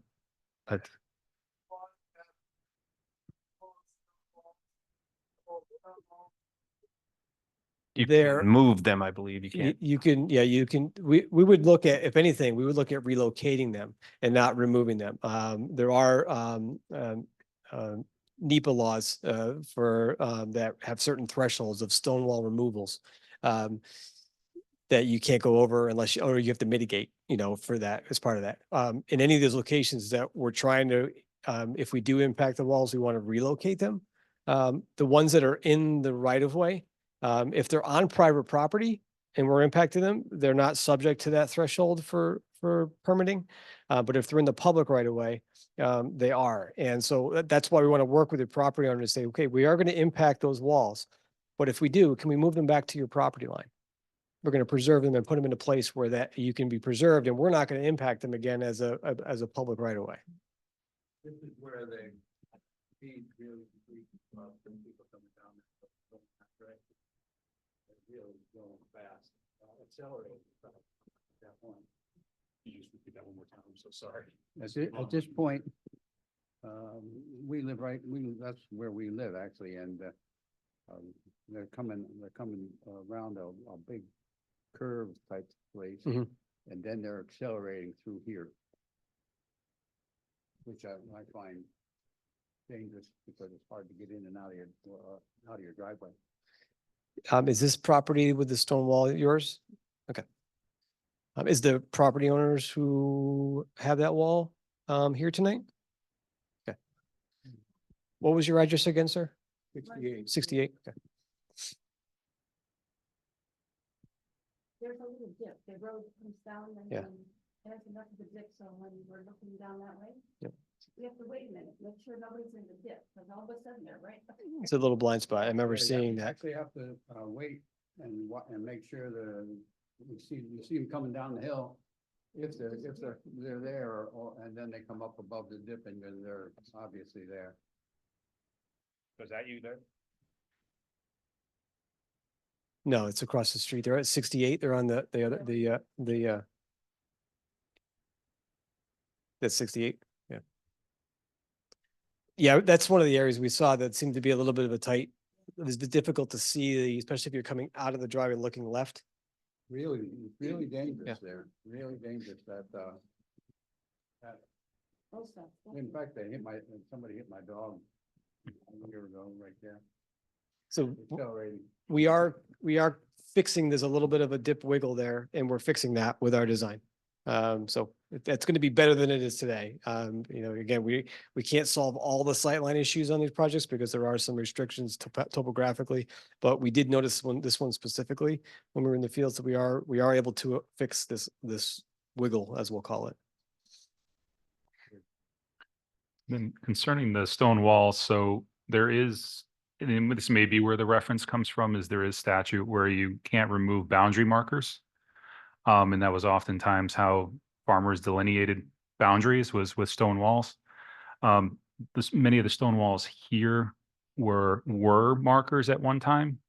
When a lot of the things were subdivided, there was actually a deed drafted from the developer to the town. So a lot of this section, some of the right of way may actually be behind the stone wall now. So the actual property line has been set behind those. So it depends. There's not a hard and fast, like you can't touch any stone wall. It really depends. But honestly, you shouldn't touch stone walls because they're beautiful. You can avoid them. Hopefully stone wall was put in, cleared from when there was agricultural land. If you didn't hear that, he was saying that most stone walls were removed when it was agricultural land.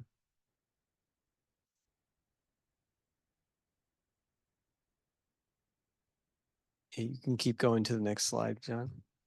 And as we get down to Fieldstone, we get into that flat section, and I think that we've got, and that's not the flat section, but the slope coming down the hill. Again, I would imagine this is a kind of a straight section, and I imagine the speeds in here are something that people have experienced as well. Again, we're doing the best we can to encourage that. If you look at what's on the road now, that picture on the screen shows the arrangement of Maple Road, where you've got a shoulder that's striped almost at the edge of pavement with probably 11-foot or a 12-foot lane. What we're proposing is something similar, but a 10-foot lane. So that white line is going to be inched a foot in at least to closer to the yellow, which tends to drive slower traffic as a calming mechanism. So if you take the shoulder line off altogether, it has feels like a wide open pavement section you can just fly on. So it's been demonstrated that you can reduce traffic speeds. The center line rumble strip is going to control people. If they feel like they can't control themselves and stay within the white line, stay within the yellow line, that rumble strip is going to tell them, and they're going to shift over a little bit.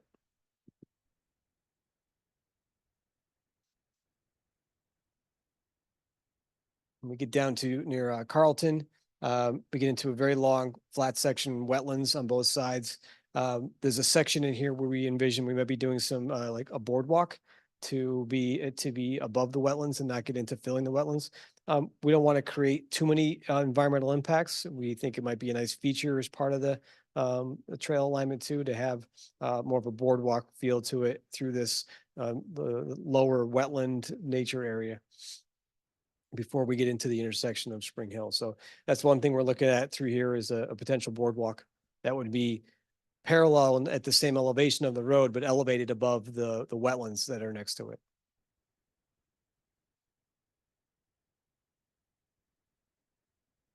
Here's where Maple Road and Spring Hill switch. One of the things I'll preface this section with, you'll notice that there's trails shown on both sides. This was a comment raised by the LOTSIP DOT reviewer for the intention of continuity on one side of the road all the way down to the Spring Hill turn after the middle school. There are options to possibly modify this. We want to make sure we get access to the school. We're proposing a crossing here to get to that side to encourage that connection to the school. There's an expectation here that how much will both of those sides be used? We'd like to hear your opinion on that. We have our opinions on it. It's a facility that we want to make sure we get right in this area. So as we continue through here, we want to hear your voice on this section.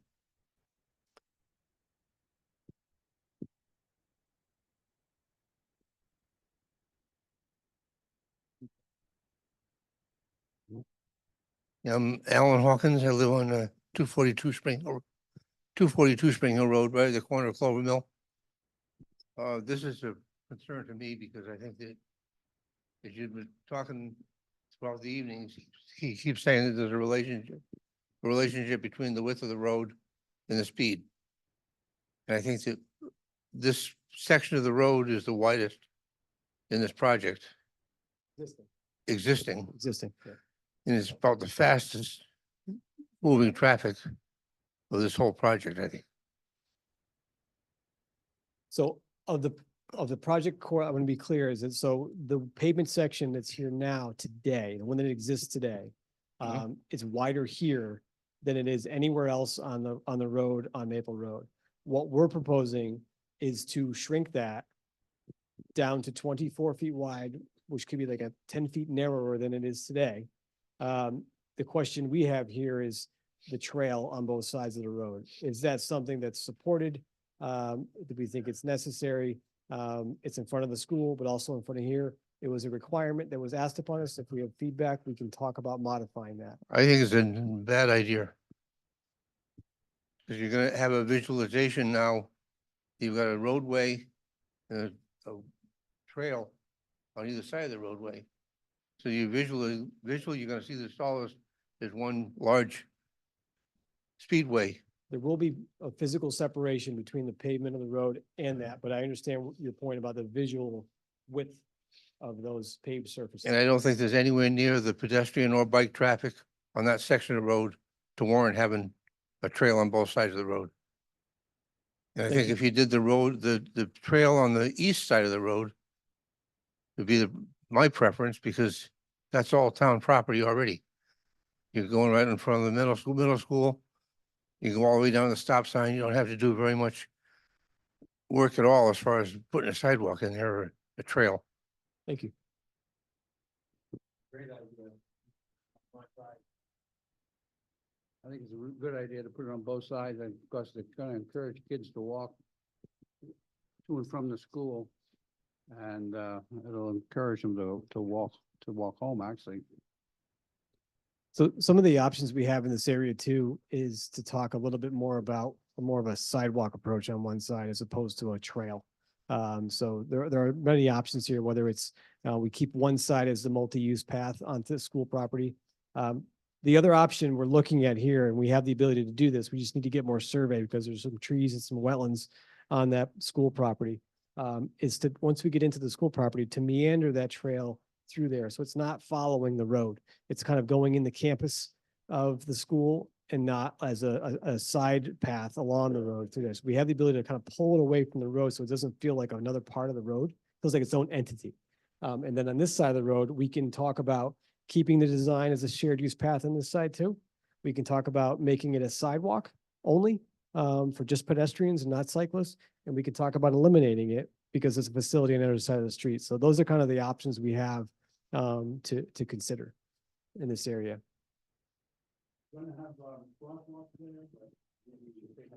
Crosswalks or signals on that area?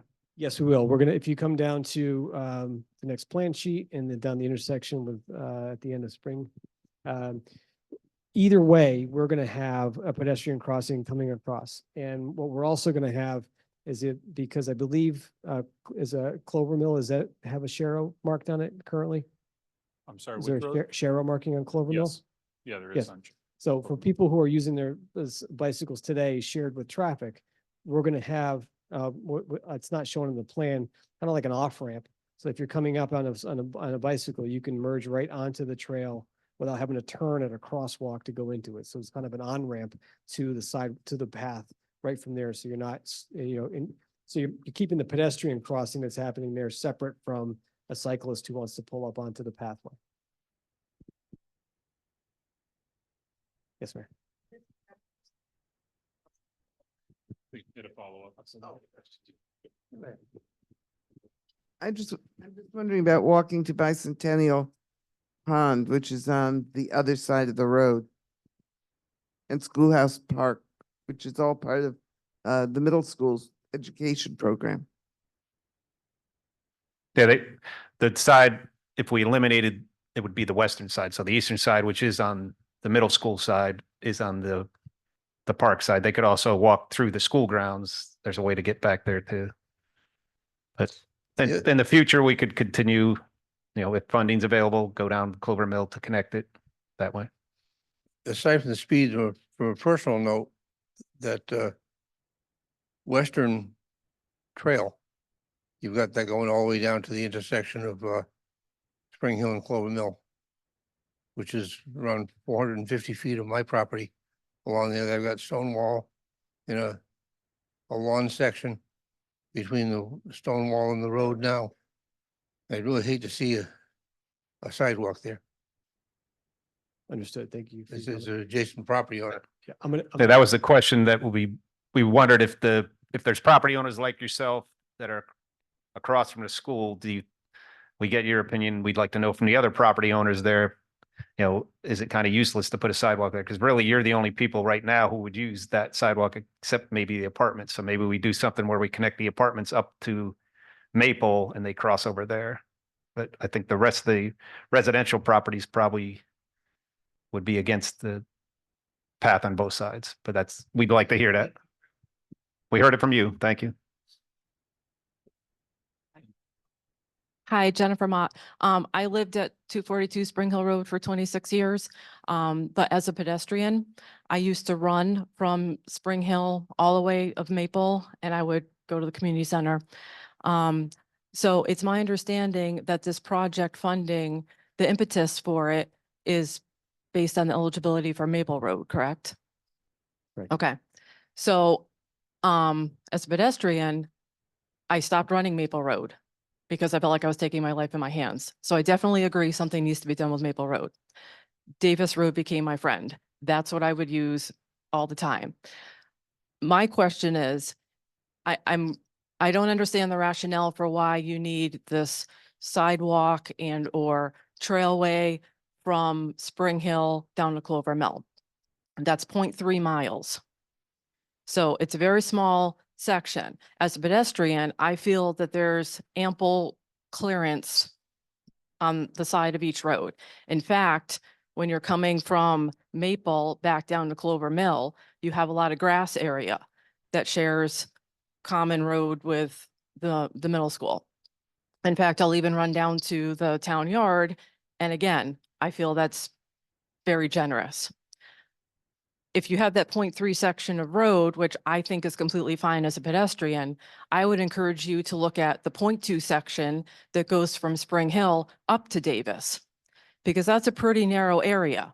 So you've got to get, for pedestrians that want to use Davis Road as a cut through to circumvent the Maple Road area, I would encourage you to look at that 0.2 section of area and see if that could be eligible for the project in lieu of the 0.3 section from Spring Hill down to Clover Mill. Thank you. Just to clarify, are you talking both sides of Spring Hill? You don't want to see it on either side of Spring Hill? Nope. Even if the road gets narrowed, because we're Well, going to narrow the personally, road. well, personally, I don't see why you need to narrow the road. You're narrowing the road to then accommodate a sidewalk or a trail. And my other question is, if you do create a trail, especially for Maple Road, and that's a whole other conversation, but who's going to maintain that trail? If it's going to be paved, who is going to maintain that The town. trail, especially in the winter time? Down. Town? Yes, DPW. So are you going do that to currently. plow it? Are you going to Plow it. snow blow it? Plow it. You're going to plow it? Just like if you come up here around stores, the campus, all Okay. separatists and all that, we take care of all those. Okay. Sometimes may not, if you go out there and like the storm ends and you want to be out there in 2 hours, we may not be, there's sidewalks usually come after, but we will take care No, of it. I get it. I'm just curious about the maintaining part. Yeah.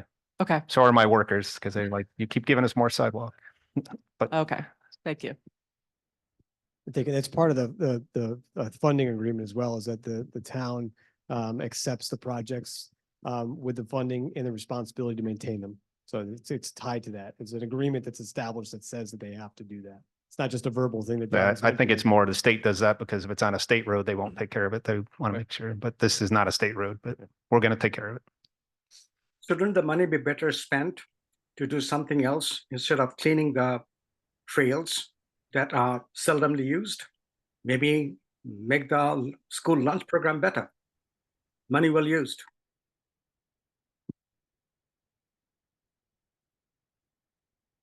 It'd be different pots of money. I mean, this is lots of money given by the federal government to Department of Transportations, every state in the union. They're, if we don't use it, another town's going to use it for transportation, not for, we can't say we want to use it for the school lunch program. I'm talking about the money, town money meant for or used for maintaining the sideways or the multi-use trails that are seldom used. Well, if we build it, we have to maintain it. We're not going to not maintain it, because then we're going to get complaints. Why did you build it? You're not taking care of it. So if it gets built, the town will maintain it. And that's out of the public works budget. Again, I have nothing to do with school lunches in my department. The other part of the project too is that roads, when they reach a certain point of disrepair, require different levels of maintenance by the town. So a project like this is the opportunity to get funded for reconstruction where it needs to be reconstructed. It then puts it on a path of less expensive maintenance because it's been repaired. That life cycle, we designed this for a 20-year life cycle. That's the requirement of the pavement design. That means that maintenance along the way keeps it even longer. If you wait till a road fails, it costs so much more exponentially to repair in those areas. And it's a pothole after pothole and you're chasing your tail, and it's a budget killer for local towns. So when you have an opportunity to reconstruct a road to a 20-year standard, it's going to last that 20 years and more with very little maintenance. It's been documented that just the routine maintenance, crack sealing, little things like that help maintain a road for a long, long time. So when we talk about maintenance, having the opportunity to get something funded for reconstruction does have another benefit long-term, because you've got an easier road to maintain. If you're fixing potholes with your budgets now on Maple, if you're doing repairs in those areas right now, that's just wasted money. So that money you're saving with a newly reconstructed road could be maintaining something else down in another part of town. Can I, I'm up? Okay. All of the different ideas and opinions and whatnot, we put them out here, but how do we know what's gonna go where, like, it's like, do we go meet several times, see what the latest ideas are? How does that all, happen? And one other thing that I remember coming down the Maple Road, like from, well, I think it might be the whole way, but especially coming down through past Maple, going south, there was something that was done in the road. I thought they were putting in some kind of lines of, I don't know if it was fiber or something. There's something in that road, I think. Remember? all The that? newer portion? There's a No, gas line in the newer not- portion Well, yeah, that's what I thought it was. But then I thought gas, well, I don't know. But from 275 down to Davis. You yeah, can see the trench that's been dug on I the know there was- western well, plane. I saw something and then, but you all said there was nothing, on the slideshow that there was nothing else that I. Well, no There was impact to no- utilities. We no, don't have to move them or anything. So that's deep enough or whatever. Oh, okay. All right. So the more go back. to Good like, question. Yeah. How do we see any progress with any of the comments and ideas? So several opportunities. For the utility coordination portion, we have a whole utility coordination phase coming up where we will coordinate with all the utility companies, have meetings and talk about to make sure, where are your facilities? Let's make sure we know exactly where they are. If we're impacting, where we're going to put them. And also what's being planned. Sometimes utility companies are saying, well, we want to connect a corridor. We want to go further down Maple Road with the gas main. We're going to bring in fiber optic on the ground or something like that. Who knows? Sometimes there's a sewer project or a water main project. Those things can happen, and we coordinate so that we don't get a call a month after the thing's constructed and they say, oh, by the way, we want to put a water main down the road. So it's our job to do our due diligence to invite those people to the table just like you and say, we're going to break this all up. Do you want to put something in the ground for future uses? Part of your question there. So we're going to coordinate with utility companies on what's out there, how we're going to impact it or not going to impact it. Regarding opportunities to see this again, several. I believe the town's supportive of another public information session as this input gets implemented into design. Also, we've got regulatory permit meetings. We're going to have a wetland meeting by all means, because we're definitely going to have wetland impacts. We're going to be working in the upland review area. So we're going to be in a public meeting to get that approval. So there are going to be a couple different avenues for us to look at. If we have to get any private property easements, we're definitely going to be speaking with the property owners directly from that. So that's at least 3 opportunities for people who are impacted to be contacted. And again, the town can reiterate this, but they've indicated that they're open to another public information meeting when the design reaches that next stage, which is like a semi-final design stage or before it goes to construction. So you're made aware of how the design evolved.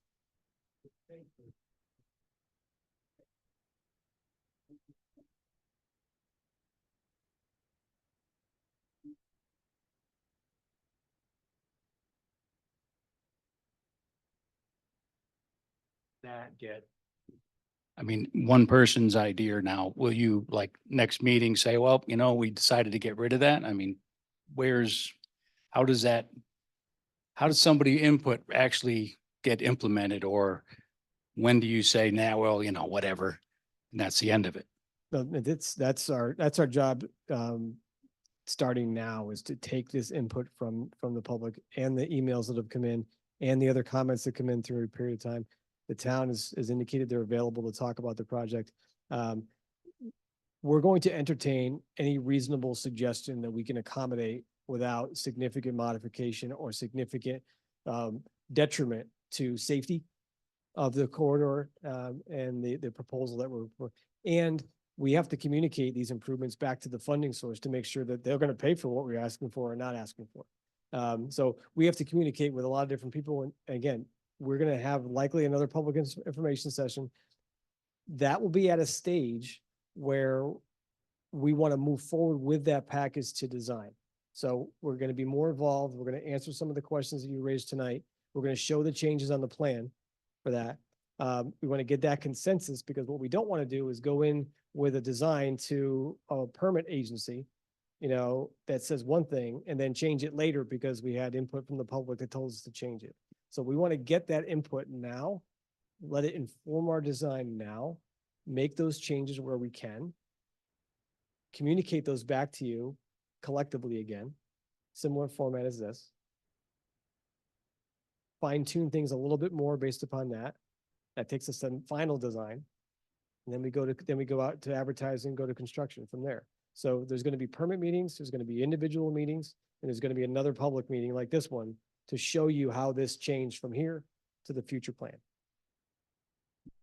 So, like, let's all vote. Do we like this? Do we like that? You know, consensus, like you said. I mean, I don't know. I mean, that's, It's again, you know what I'm saying?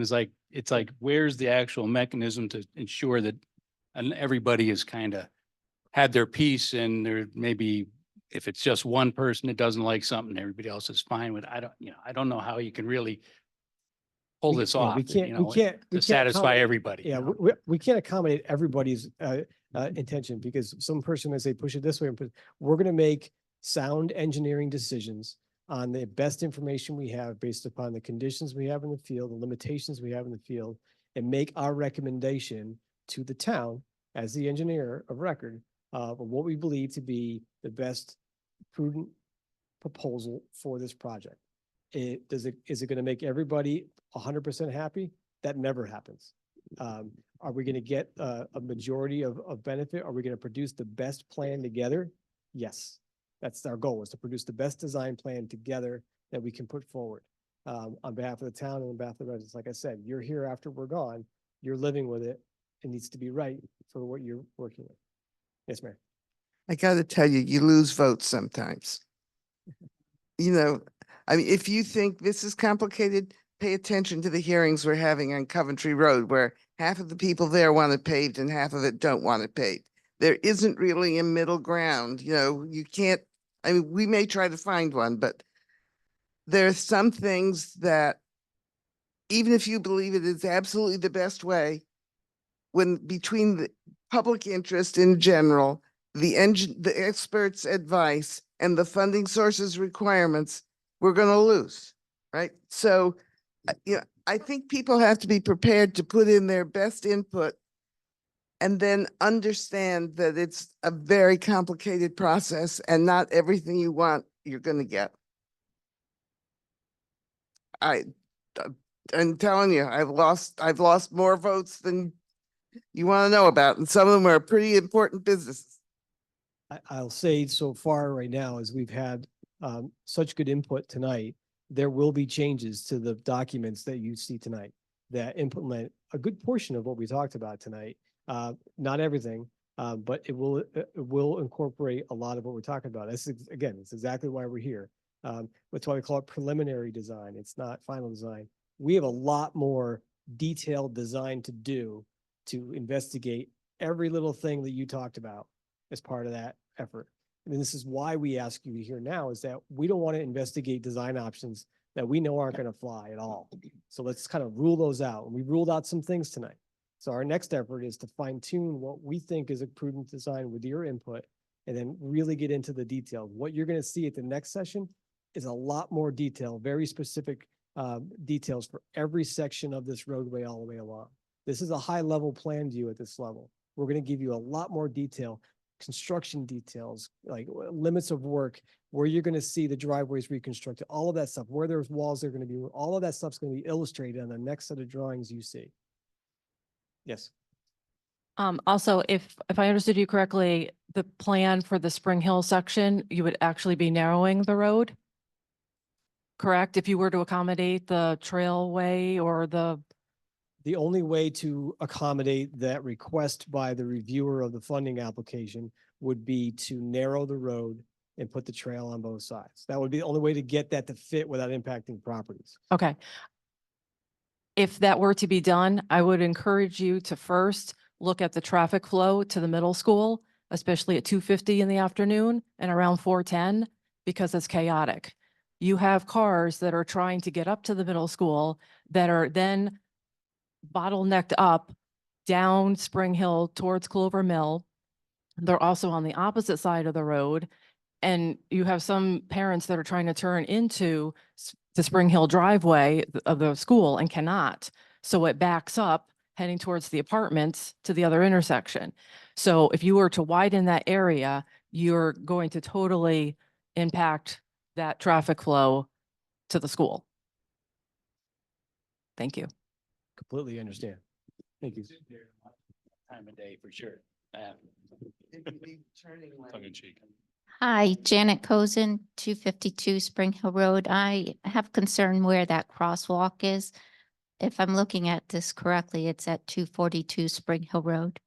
Nobody stops at that stop sign. I've been almost T-boned there many times. They just fly right through that stop sign. So I don't think it's going to be safe for that crosswalk to be put in that area.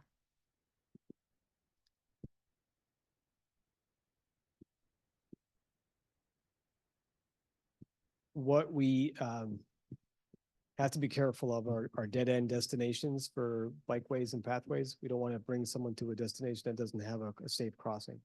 Part of that section of road is so wide in that area, it does encourage higher speeds. Understanding is that a lot of the part of that road is being used for parking and waiting to get into the school during different times.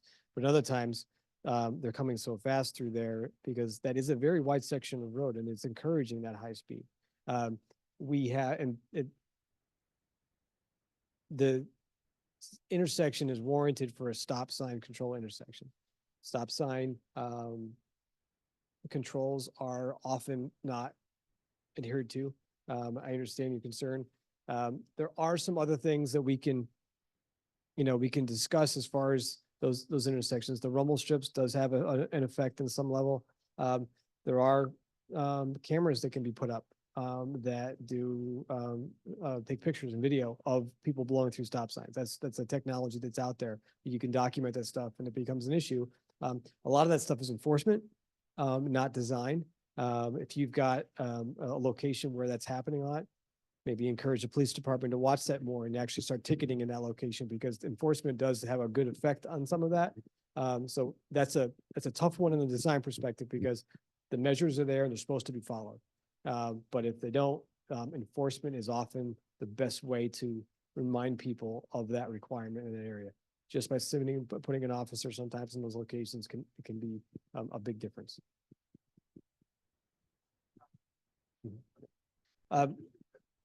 Question for you. Do you find that to be consistent both daytime and nighttime? Okay. But it's not that stop sign. I was walking on that road area and I watched 4 school buses. 2 stopped at the stop sign, 2 went right through it. And don't want to throw shade at the Yukon students, but they fly up that road and they're not stopping for a stop sign. Thank you.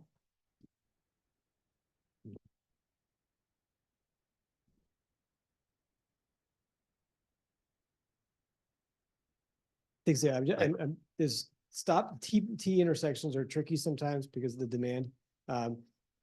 Sometimes looking left and looking right, knowing that the other vehicle is not required to stop. If we were going to add a crosswalk here, there is a stop bar that's there today. We have to keep that situation active. The intent here is to continue to allow access to the trail from the Spring Hill Road southern portion. So there's been some discussion on where this trail goes in this section and what it connects to in the future. So we'll talk about that with the town as far as what the end of this project looks like. Ultimately, what it won't do is change, like by not doing anything here, you're still gonna experience what you're experiencing. I think if we do something here that's more noticeable with better markings, better signage, better crosswalk notifications, you can do flashing beacons that stop people. There's several things you can do, but what you're not going to change is that behavior today if we do nothing. So what we're going to do is we're going to look at this a little more closely because of your comment. And if there's something we can do that can help address that, we'll try to figure out if that's possible. Doing nothing in here at all just says we're going to keep it the same as you're having trouble with now. And as an engineer, I think it's our job to find a potential solution to this. Part of it may be design and part of it may be enforcement. I get an idea just seeing how that's basically like a T and it's just straight, the part that you're saying they're going through, right? What if the road was jogged this way so it wasn't so straight, like you had to stop and then do a little bit of a hook there or something. And, I have no idea whether that's a good thing or not, but that would certainly, if it's straight, that gives you that feeling of blowing through it. If it's, you know what I'm saying?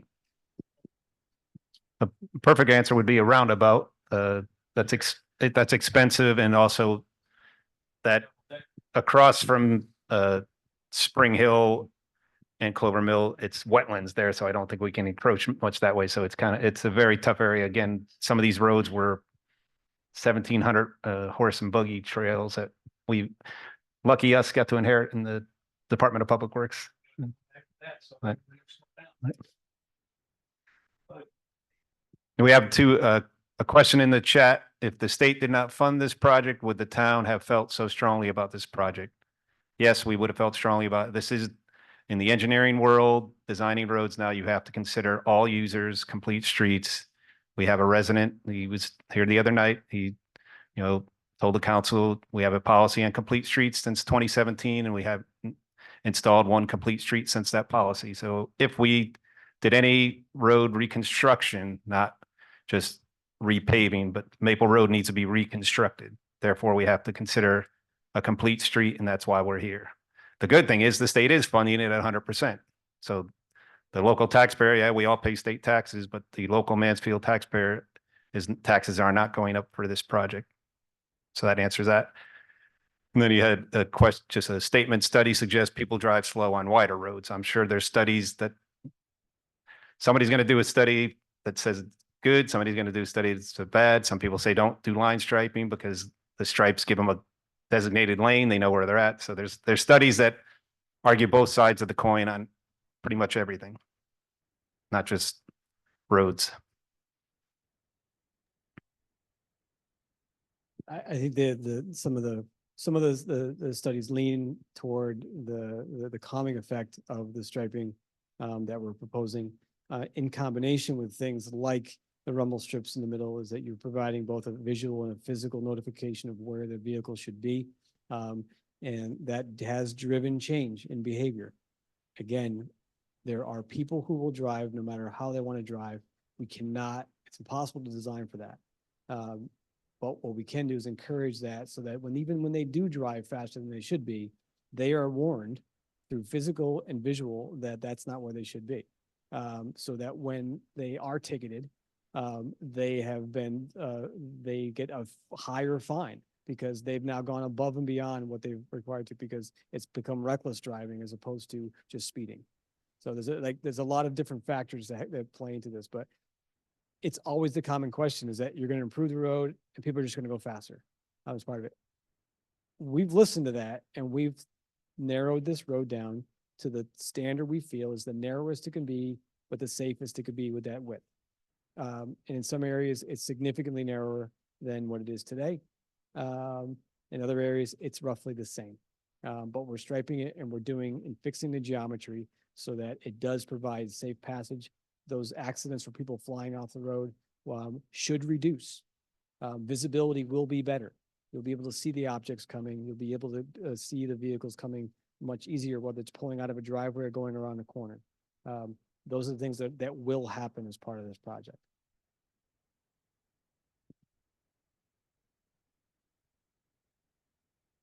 So we'll get you the mic. While we're getting you the mic, I'm just showing the timeline. So there's a long way to go.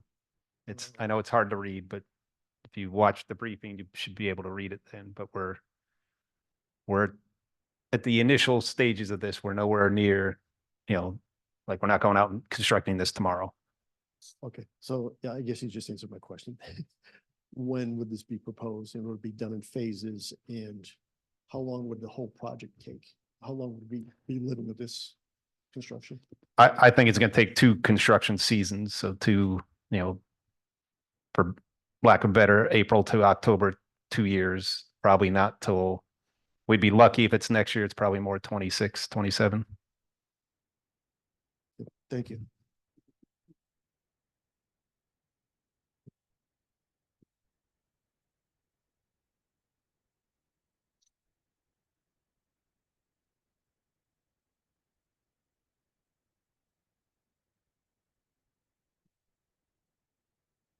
Again, I want to thank everybody who came out tonight. If you have more questions, we'll take them, but I appreciate all the great questions. Stay in touch. Phone number and emails up there.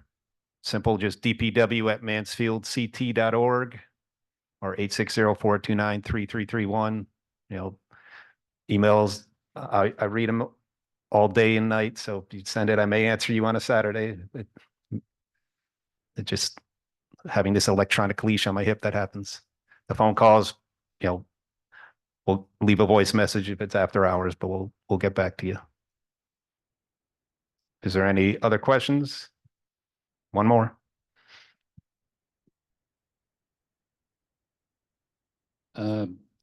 Yeah, it's not clear, it sounded like it wasn't 100% covered. There was some part of it that's not 100, from the state. Yeah, the design phase. So the town is paying Okay. these gentlemen and their firm for their work. How much is that? Yeah, right now we're just a $40,000 expense to get us to where we're at today. That includes getting their survey. They incorporated it as another. Yeah, there was a survey crew. You're not on the mic. Sorry, there's two pieces. One is that they hired a surveyor to survey the corridor to get the features of the corridor. And then they gave that to us, and then we incorporate that and we do our plan profile cross-section analysis of the whole corridor from there. To understand the design elements that we need to do. So what you see, that plan you see has been an evolution of probably about 5 or 6 different alternatives that we've looked at in the office, and have reached that particular approach to bring it to you tonight. And then we'll have other alternatives as we refine it with your input. But to your question is that cost of $40,000 has covered us up to today. It's hard to scope what's next when we first looked at this project because we knew we'd have this kind of input. So knowing that what this input is, instead of giving a guesstimate at a number for final design back 6 months ago, we can fine tune what we give you now as a taxpayer because of your input. So if we had to guess back 6 months ago what it would cost to design this thing through the end, we may have a bigger number because we didn't know what we were going to be getting into. Now that we know what we're getting into by talking with you, that's why we suggested, why don't we just get scoped till preliminary design? Let's get scoped till this meeting so we can coordinate and work with you on that, understand what your needs are, and then go from there to the next stage of design and not guess at what the design will be, but know what the design will likely be. Okay. So seeing no more questions, we're going to stop recording the meeting. You're welcome to hang around, ask questions if you still have those to be answered. Those of you watching this not live, again, contact Public Works, dpw@mansfieldct.org or phone number 860-429-3331. And I thank everyone for attending. And I thank go ahead. Just one more quick thing is that I don't know if one other way to communicate what's going on. I'm not sure if the town's going to have the evolving plans posted on the website as the detail gets more detailed along the way.